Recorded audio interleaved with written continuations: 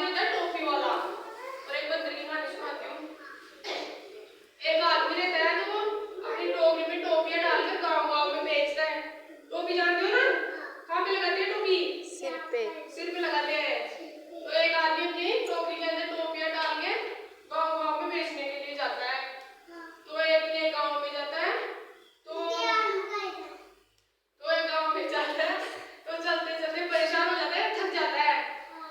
तो वो सोचता है कि क्यों ना आराम कर ले। तो एक बड़ा सा पेड़ देखता है, उसकी छाया अच्छी होती है तो उस पेड़ की छाया में बैठ जाता है। कौन बैठता है? आदमी बैठ जाता है, थक जाता है तो आराम करने के लिए बैठ जाता है छाया के अंदर। तो आराम करने के लिए पेड़ के नीचे बैठता है तो उसे थोड़ी देर बाद में नींद आ जाती है। थकान के कारण उसे नींद आ जाती है और वो सो जाता है। फिर उस पेड़ के ऊपर बंदर रहते हैं बहुत सारे। तो वो बंदर क्या करते हैं, उसकी टोपी को उठा के सारे अपने पेड़ के ऊपर ले जाते हैं और पहन लेते हैं, टोपी लगा लेते हैं सारे बंदर एक करके। फिर कुछ देर बाद में वो टोपी वाले की नींद खुलती है तो वो देखता है कि मेरी टोपियां कहाँ गई, मेरी तो टोकरी में पूरी टोपियां थी और वो एक ही नहीं मिल रही मेरे को। तो फिर वो ऊपर देखता है तो पेड़ के ऊपर देखता है तो बंदर है ना, सारे के सारे बंदर की टोपियां लगा के बैठे हुए रहते हैं वहां पे पेड़ पे। तो वो आदमी परेशान हो जाता है कि उनसे कैसे टोपियां वापस लूं। तो उनको धमकाता है, डराता है। तो बंदर तो ज्यादा और बदमाशी करने लग जाते हैं, उसकी टोपी देते नहीं है उस आदमी को।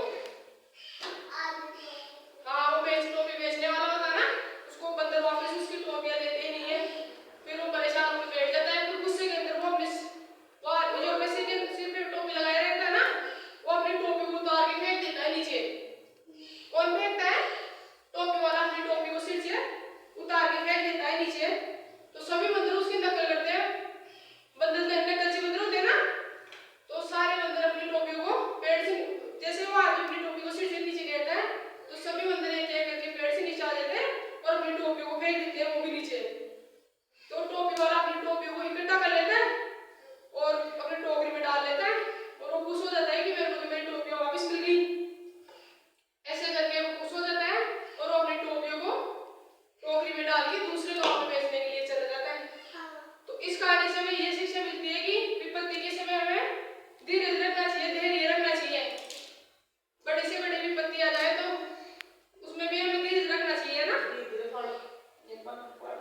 और एक और सुनाती हूँ, बंदर और मगरमच्छ। बंदर किस किस ने देखा है? बंदर देखा है? अच्छा। और मगरमच्छ किसने देखा है? मगरमच्छ किसमें होता है? पानी के अंदर रहता है। हाँ, तो एक नदी रहती है। हाँ, एक नदी रहती है, नदी के पास में एक जामुन का पेड़ रहता है बड़ा सारा। उस जामुन के पेड़ में एक बंदर रहता है। एक साथ सुनाती होगी सारी ये से वो बंदर रहता है तो उस जामुन के पेड़ में बैठा बैठा जामुन खाता रहता है। और एक मगरमच्छ रहता है, वो नदी में सुबह सुबह रोज नहाने आता है। वो नहाने आता है, मगरमच्छ पानी में नहाता है ना वो। तो मगरमच्छ सोचता है कि ये बंदर तो रोज मीठे मीठे जामुन खाता है सामने को, तो अपन भी जामुन खाए मीठे मीठे, तो अपने को तो बंदर से मित्रता करनी पड़ेगी ना। तो मगरमच्छ बंदर को दोस्त बनाता है। तो दोनों दोस्त बन जाते हैं। कौन बनते हैं? मगरमच्छ और बंदर दोस्त बन जाते हैं। तो फिर बंदर है ना, उसे जामुन ला के देता है मगरमच्छ को, मीठे मीठे जामुन ला के देता है ना। तो फिर मगरमच्छ भी मीठे मीठे जामुन खाता है, बंदर भी खाता है, दोनों खेलते हैं, है ना। तो मगरमच्छ वो जामुन अपनी घर पे लेके जाता है। मगरमच्छ अपनी पत्नी को खिलाता है। तो उसकी पत्नी भी उन जामुनों को खाती है, सोचती है तो बहुत मीठे जामुन है ना।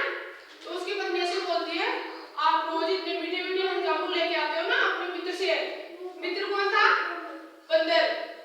मगरमच्छ का मित्र कौन था? बंदर। तो आप अपने मित्र बंदर से इतने मीठे मीठे जामुन लेके आते हो तो वो रोज इतने मीठे मीठे जामुन खाता होगा, उसका दिल कितना मीठा होगा।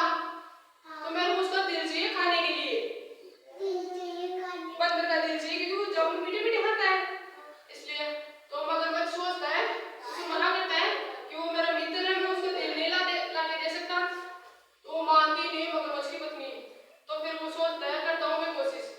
तो एक दिन मगरमच्छ बंदर के पास जाता है और बंदर को बोलता है कि तेरी भाभी तेरे से मिलना चाहती है। एक दिन